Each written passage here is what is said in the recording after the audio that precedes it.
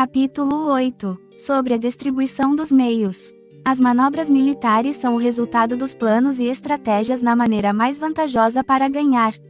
Determinam a mobilidade e eficiência das tropas. Se vais colocar teu exército em posição de observar ao inimigo, atravessa rápido as montanhas e vigia-os de um vale. Considera o efeito da luz e mantenha-te na posição mais elevada do vale. Quando combatares numa montanha, ataca de cima para baixo, e não o contrário. Combate estando costa abaixo e nunca costa acima. Evita que a água divida tuas forças, afasta-te das condições desfavoráveis o quanto antes. Não enfrentes os inimigos dentro da água, é conveniente deixar que passem a metade de suas tropas e nesse momento dividi-las e atacá-las. Não te situes rio abaixo. Não caminhes contra da corrente, nem contra o vento. Se acampas na ribeira de um rio, teus exércitos podem ser surpreendidos de noite, empurrados para se afogar ou se lhes pode colocar veneno na corrente. Tuas barcas não devem ser amarradas corrente abaixo, para impedir que o inimigo aproveite a corrente lançando seus barcos contra ti. Se atravessa pântanos, faça-o rapidamente. Se te encontras frente a um exército em meio de um pântano, permanece próximo de suas plantas aquáticas ou respaldado pelas árvores. Em uma planície, toma posições que sejam fáceis de manobrar, mantendo as elevações do terreno atrás e à tua direita, estando as partes mais baixas diante e as mais altas atrás. Geralmente, um exército prefere um terreno elevado e evita um terreno baixo, aprecia a luz e detesta a escuridão. Os terrenos elevados são estimulantes, e portanto, a gente se acha a gosto em eles, ademais são convenientes para adquirir a força do ímpeto. Os terrenos baixos são úmidos, o qual provoca enfermidades e dificulta o combate. Cuida da saúde física de teus soldados com os melhores recursos disponíveis. Quando não existe a enfermidade em um exército, se disse que este é invencível. Onde haja montículos e terraplanos, situa-te em seu lado ensolarado, mantendo-os sempre à tua direita e atrás. Colocar-se na melhor parte do terreno é vantajoso para uma força militar. A vantagem em uma operação militar consiste na aproveitar-se de todos os fatores benéficos do terreno.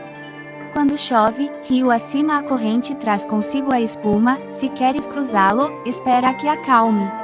Sempre que um terreno apresente barrancos infranqueáveis, lugares fechados, armadilhas, riscos, grutas e prisões naturais, deves abandoná-lo rapidamente e não te aproximes dele. No que me concerne, sempre me mantenho distante destes acidentes do terreno, de maneira que os adversários estejam mais perto que eu deles, dou a face a estes acidentes, de maneira que fiquem às costas do inimigo. Então estás em situação vantajosa, e ele tem condições desfavoráveis.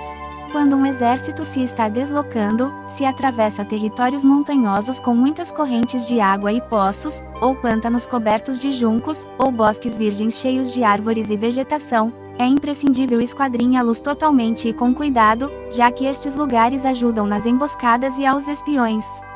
É essencial descer do cavalo e esquadrinhar o terreno, pois podem existir tropas escondidas para tentar uma emboscada. Também pode ser que haja espiões à espreita observando-te e escutando tuas instruções e movimentos.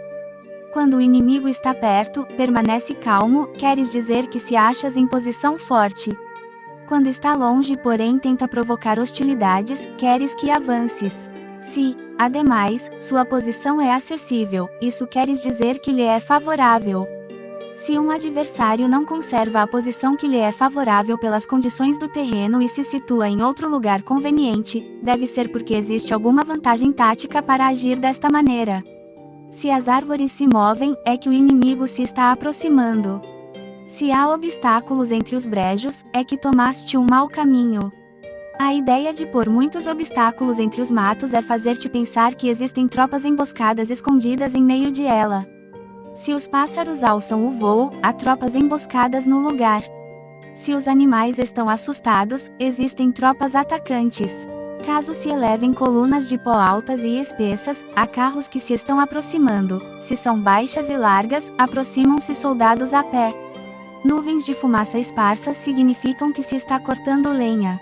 Pequenas nuvens de pó que vão e vêm indicam que se está levantando acampamento. Se os emissários do inimigo pronunciam palavras humildes enquanto este incrementa seus preparativos de guerra, isto quer dizer que vai avançar. Quando se pronunciam palavras altissonantes e se avança ostensivamente, é sinal de que o inimigo se vai retirar. Se seus emissários vêm com palavras humildes, envia espiões para observar o inimigo e comprovarás que está aumentando seus preparativos de guerra. Quando os carros ligeiros saem em primeiro lugar e se situam nos flancos, estão estabelecendo um frente de batalha. Se os emissários chegam pedindo a paz sem firmar um tratado, significa que estão tramando algum complô. Se o inimigo dispõe rapidamente seus carros em filas de combate, é que está esperando reforços. Não se precipitarão para um encontro ordinário se não entendem que lhes será enviada ajuda, ou deve haver uma força que se ache à distância e que é esperada em um determinado momento para unir suas tropas e atacar-te. Convém antecipar, preparar-se imediatamente para esta eventualidade. Se a metade de suas tropas avança e a outra metade retrocede, é que o inimigo pensa atrair-te a uma armadilha. O inimigo está fingindo neste caso confusão e desordem para incitar-te a que avances. Se os soldados inimigos se apoiam uns nos outros, é que estão famintos. Se os aguadores bebem em primeiro lugar, é que as tropas estão sedentas. Se o inimigo vê uma vantagem porém não a aproveita, é que está cansado. Se os pássaros se reúnem no campo inimigo, é que o lugar está vazio. Se há pássaros sobrevoando uma cidade, o exército fugiu. Se são produzidas chamadas noturnas, é que os soldados inimigos estão atemorizados. Têm medo e estão inquietos, e por isso chamam uns a outros. Se o exército não tem disciplina, isto quer dizer que o general não é levado a sério. Se os estandartes se movem, é que está sumido na confusão.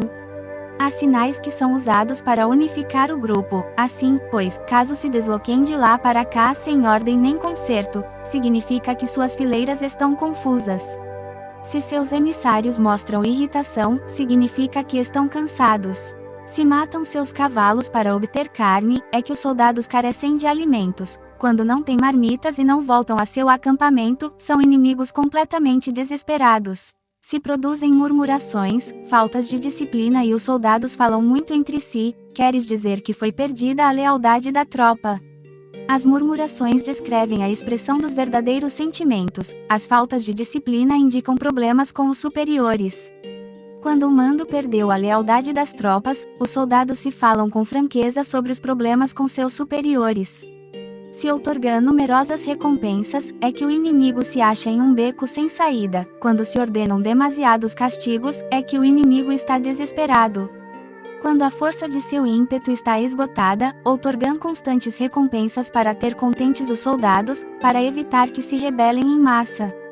Quando os soldados estão tão esgotados que não podem cumprir as ordens, são castigados uma e outra vez para restabelecer a autoridade. Ser violento no princípio e terminar depois temendo os próprios soldados é o cúmulo da inépcia. Os emissários que acodem com atitude conciliatória indicam que o inimigo quer uma trégua. Se as tropas inimigas enfrentam a ti com ardor, porém demoram um momento de entrar em combate sem abandonar não obstante o terreno, deves observá-los cuidadosamente. Estão preparando um ataque por surpresa. Em assuntos militares, não é necessariamente mais benéfico ser superior em forças, só evitar atuar com violência desnecessária, é suficiente com consolidar teu poder, fazer estimações sobre o inimigo e conseguir reunir tropas, isso é tudo. O inimigo que atua isoladamente, que carece de estratégia e que toma a dianteira a seus adversários, inevitavelmente acabará sendo derrotado.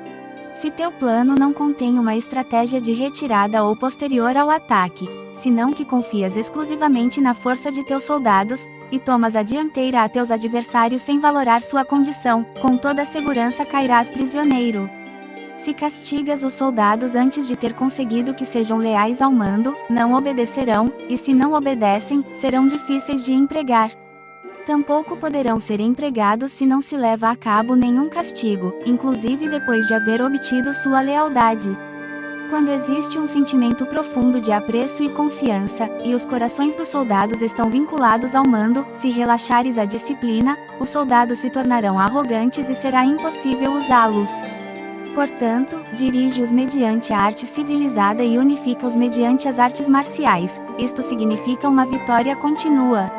Arte civilizada significa humanidade, e artes marciais significam regulamentos.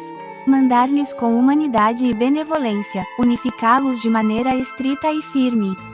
Quando a benevolência e a firmeza são evidentes, é possível estar seguro da vitória. Quando as ordens se dão de maneira clara, sensata e consequente, as tropas as aceitam. Quando as ordens são confusas, contraditórias e mudam a toda hora, as tropas não as aceitam ou não as entendem.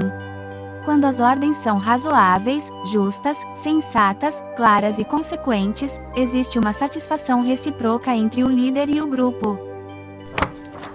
Obrigado por assistir o vídeo. Se está gostando desse audiolivro, não esqueça de se inscrever no canal, deixar o gostei e ativar o sininho para não perder os próximos capítulos. Também compartilhe com alguém que vai gostar desse livro. Clique aqui para escutar o próximo.